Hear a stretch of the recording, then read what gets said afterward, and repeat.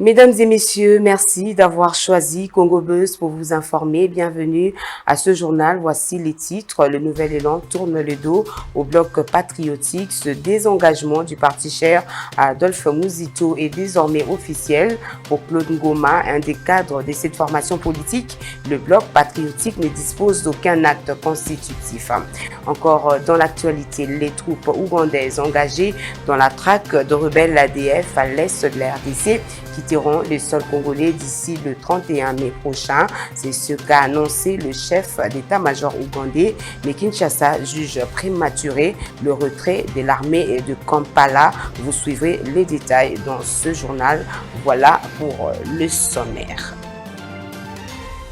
Je le disais dans les titres, le parti Nouvel Élan de l'ancien Premier ministre Adolphe Muzito a annoncé mardi son désengagement du bloc patriotique. Claude Ngoma, chargé des questions politiques et juridiques au sein de Nouvel Élan qui soutient cette démarche, indique que le bloc patriotique ne dispose d'aucun acte constitutif et regorge en son sein les auteurs du hold-up électoral du 30 décembre 2018. Il a dit au micro de nos reporters.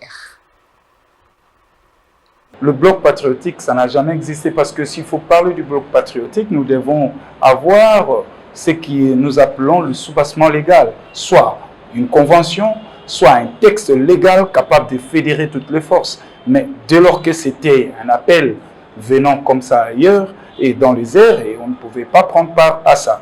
Et donc, le 6 au vendredi dernier, nous sommes allés répondre à l'appel de l'Église, représenté par CalCC, Milapro et CLC, vous voyez, qui a réuni toutes les forces sociales de la République. Là, nous sommes d'accord de marcher avec l'Église. Mais quand il s'agit de marcher avec le bloc patriotique, nous ne sommes pas partants. Et surtout qui compose le bloc patriotique.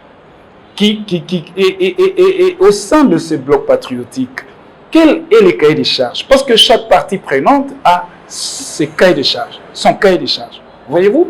Alors, nous allons tous nous retrouver dans une fourre-tout avec plusieurs cahiers de charges. Mais attends, on va se heurter sur le mur. Pour quel résultat? Zéro fiasco. Et donc, pour nous, le bloc patriotique, nous ne pouvions pas. Mais aussi, je dois aller plus loin. Bloc patriotique, c'est-à-dire vous devez plutôt vous mettre ensemble. Mettre ensemble, c'est-à-dire FCC, la Mouka et Union Sacrée. Mais je vais vous dire que la situation à laquelle nous nous trouvons aujourd'hui, c'est une situation orchestrée par le FCC. Vous voyez? Et donc, moi, je compare le FCC comme un voleur. Et l'Union Sacrée, avec l'autorité morale, M. Chilombo, c'est le RSLR. Non, nous ne pouvions pas composer avec eux, d'autant plus que ce sont eux qui nous ont menés dans cette situation. M. Kabila nous a organisé cette hold-up électorale en 2018.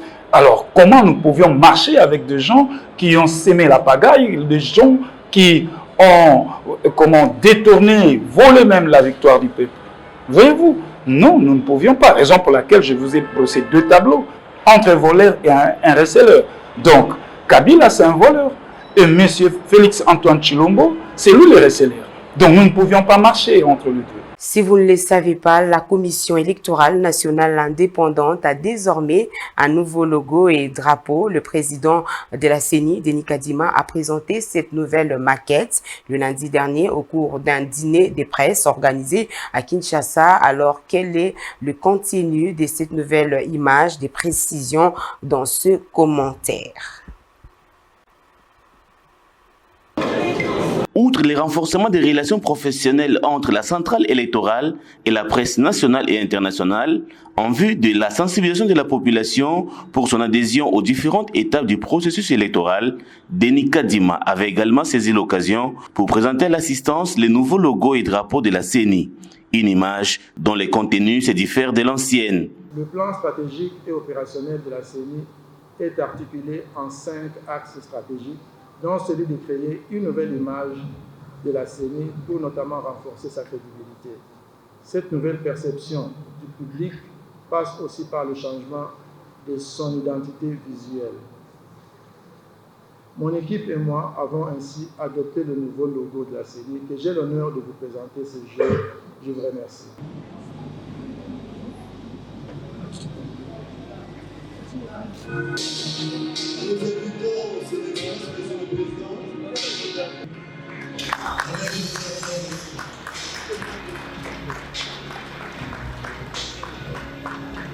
Pour le président de la Commission électorale nationale indépendante, l'accès des partis politiques et autres candidats aux médias demeure une priorité pour son institution en vue des élections crédibles et transparentes en RDC.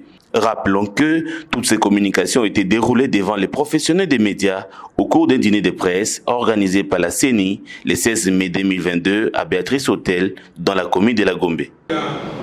On va se rendre à Lubumbashi, ouvert le mardi 17 mai. Les travaux du Forum sur l'unité et la réconciliation des leaders katangais se poursuivent à Lubumbashi. Des détails dans ce récit des bienvenus Yaï. Ouvert depuis le 17 mai à Lubumbashi, capitale du Haut-Katanga, le forum sur la réconciliation des Katangais a réuni les leaders katangais de toutes tendances confondues. Parmi les 200 participants, quelques personnalités ont répondu présents. Moïse Katumbi Chapwe, Janet Kabila, Serge Kondé, Mwando Simba, Kibasa, Kiabula, ainsi que plusieurs autres notables de la région dont Mouyambo, y compris les associations socioculturelles, les mouvements des jeunes et des femmes. Pour Monseigneur Fulgence Mougalo, initiateur de ce forum, l'objectif de cette table ronde est de voir les fils et filles de l'espace Grand Katanga se regrouper pour célébrer la fraternité, l'âme du Katanga. De son côté, Joseph Kabila salue l'ouverture de ces forums. Pour certains observateurs, ces assises ont pour principal objectif de réconcilier Kabila et Katumbi, qui ont donné leur accord de participer à ces forums susceptibles d'avoir des incidences politiques. Selon le colonel Eddie Kapent, il s'agit là d'un complot contre la République. Nous n'avons pas besoin aujourd'hui de nous appesantir sur la collégialité du sentiment sectoriel.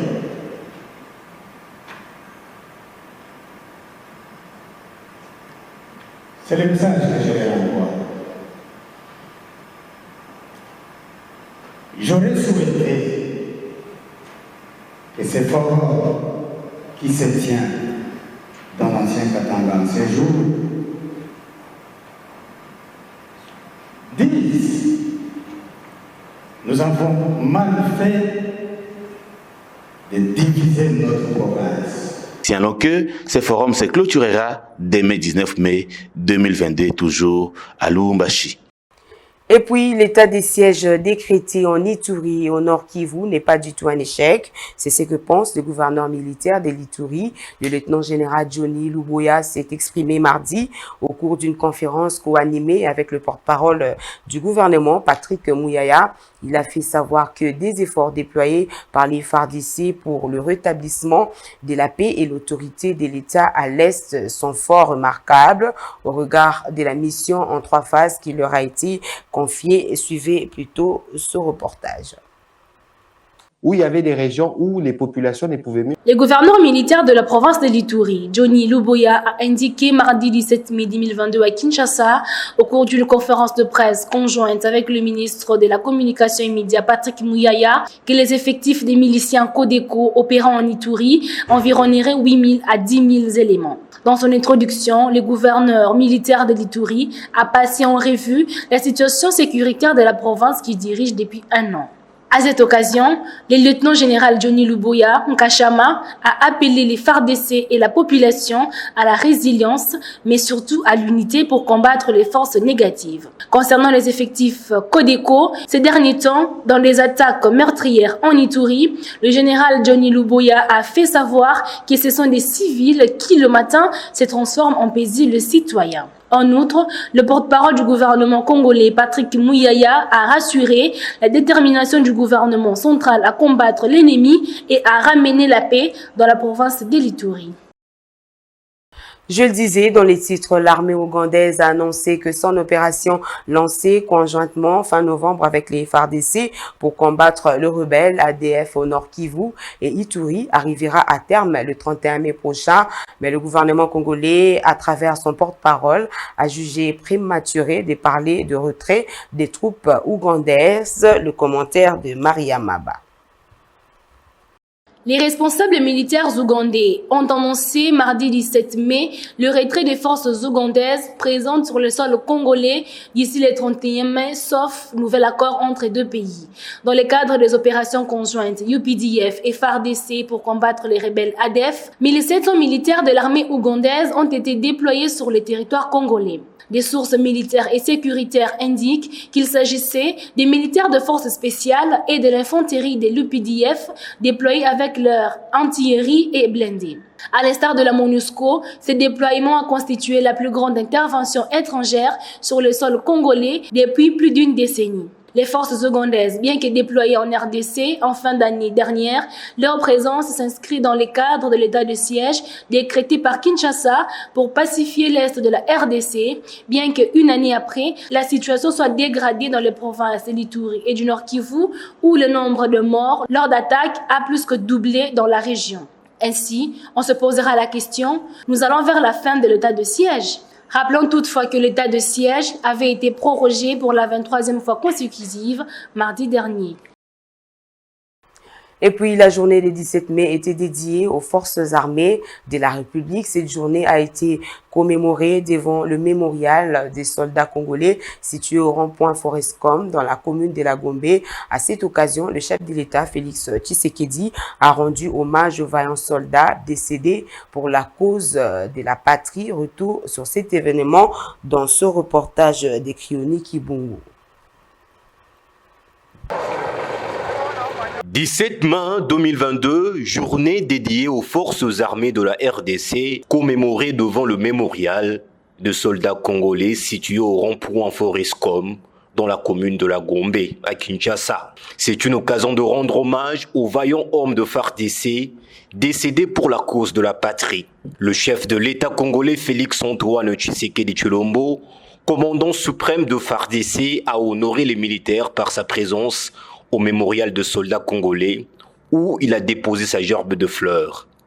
Après une minute de silence en signe d'hommage aux vaillants hommes tombés à l'est du territoire national, le chef d'état-major de FARDC, le général Célestin Mbala Mouzézé, a rappelé dans son mot de discours la discipline et les valeurs de travail qui doivent caractériser les hommes en uniforme pour la cause du peuple congolais. Il a ensuite appelé à une adhésion massive de la population congolaise aux opérations que mène le FARDC dans la partie est du pays, notamment aux provinces de l'Ituri et du Nord Kivu sous état de siège. Si l'État se définit comme un ensemble des institutions qui exercent l'autorité souveraine sur l'ensemble du peuple congolais et de son territoire, il est indiqué de souligner que l'armée est le socle même de cette autorité.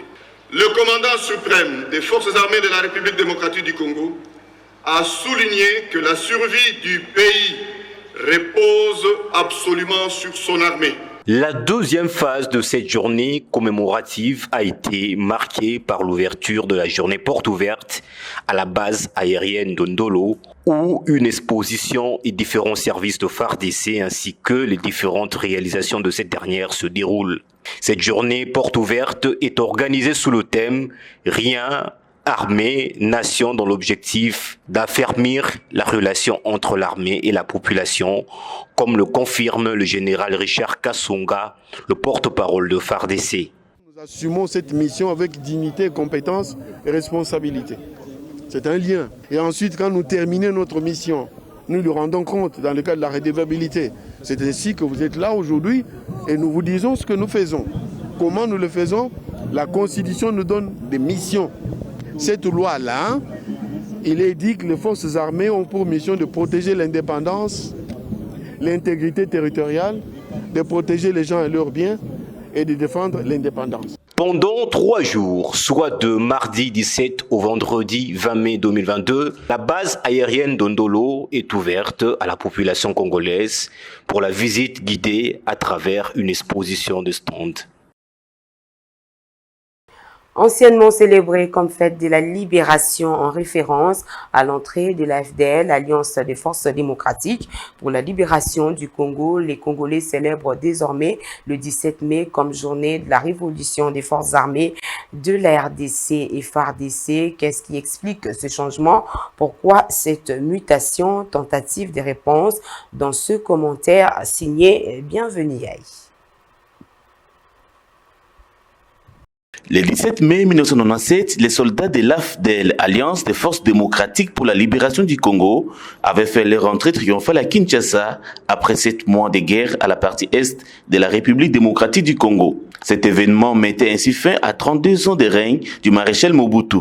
Laurent Désiré Kabila devenait alors président de la RDC. Il sera assassiné le 16 janvier 2001 dans son bureau à Kinshasa. Son fils Joseph Kabila, qui lui avait succédé à partir du 26 janvier 2001, restera au pouvoir jusqu'au 27 janvier 2019. Date d'installation de l'actuel président Félix Antoine Tshisekedi Tshilombo. Quel sens donne la population à cette date? Suivez. Je ne cesserai d'enseigner à mes enfants que le 17 mai est une date historique qui a marqué la libération de la RDC. Mais la transformer en révolution des forces armées de la RDC, ça fait mal au cœur. Qu'est-ce que les FARDC ont fait jusque-là? Nous demandons simplement au Parlement de trouver une autre date pour les FARDC.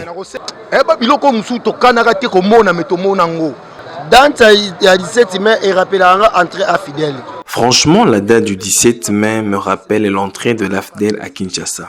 Mais c'est inquiétant de constater que cela a basculé en faveur des FARDC. Cette date pour moi me rappelle la fin de la dictature de Mobutu, lui qui n'a pas voulu quitter le pouvoir à temps. Pourquoi doit-on oublier la libération du Congo par M. Laurent Kabila?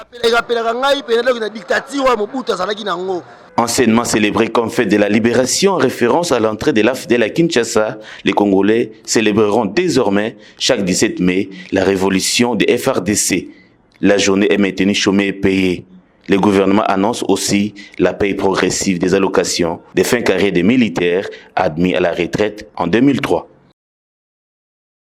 Et tout à fait autre chose à présent, Denise Nyakeru, Tshisekedi et Sama Lukonde ont évalué les différents plaidoyers menés par la première dame auprès du gouvernement. Leurs échanges ont tourné autour des axes prioritaires de la fondation de l'épouse du chef de l'État, le problème de la drépanocytose, l'amélioration des conditions de vie de la femme, l'éducation, plus particulièrement le programme Excellencia sont des sujets qui ont fait l'objet de ces échanges. Suivez. Cette séance de travail procède de la volonté de l'épouse du chef de l'État de faire le suivi des différents plaidoyers qu'elle mène dans le cadre des axes d'intervention de sa vision. Dans son mot introductif, Denise Nyakeru Tshisekedi a remercié le chef du gouvernement pour la prise en compte de son plaidoyer sur l'accès des femmes à des postes de responsabilité dans différentes institutions du pays, plaidoyer qui a porté ses fruits. On sait que l'on compte 27% des femmes au gouvernement Sama Lukonde. C'est un grand pas qui est franchi, mais il y a encore du chemin. C'était également l'occasion pour la première dame, ensemble avec le Premier ministre accompagné des ministres sectoriels, de faire un état des lieux global des avancées des différents plaidoyers dont l'épouse du chef de l'État avait sollicité du chef du gouvernement un certain nombre de mesures. Il s'agit d'échanger sur des préoccupations importantes qui concernent la fondation Denise Nyakeru Tshisekedi. Il s'agissait également de s'intéresser sur la prise en charge de la drépanocytose, une maladie orpheline qui concerne 2 à 3% des Congolais. Une maladie pour laquelle il y a jusqu'à ce jour très peu d'implication du gouvernement. Le Premier ministre a instruit tous les ministres sectoriels de faire un effort pour que ce gap soit corrigé. Également, la Première Dame et ses collaborateurs ont évoqué le questionnement sur l'autonomisation des femmes, l'implication des femmes au sein des forces armées et les forces de défense, et également l'éducation des femmes. On a retenu aussi l'importance du gouvernement d'appuyer le programme de la fondation Excellencia, parce que beaucoup des Congolais, des jeunes qui terminent, excellent en termes de résultats, tant au niveau national, et ceux-là, parmi les meilleurs retenus, vont à l'étranger, bénéficient d'une bourse. Pour rappel, cette réunion fait suite aux différentes rencontres qu'avait eues la première dame avec le premier ministre Ilunga Ilunkamba en 2020. En 2021, Denise Nyakiro Tshisekedi a de nouveau présenté le plaidoyer au premier ministre Samalou Kondé. Un point focal avait alors été mis en place pour suivre l'évolution des différents plaidoyers.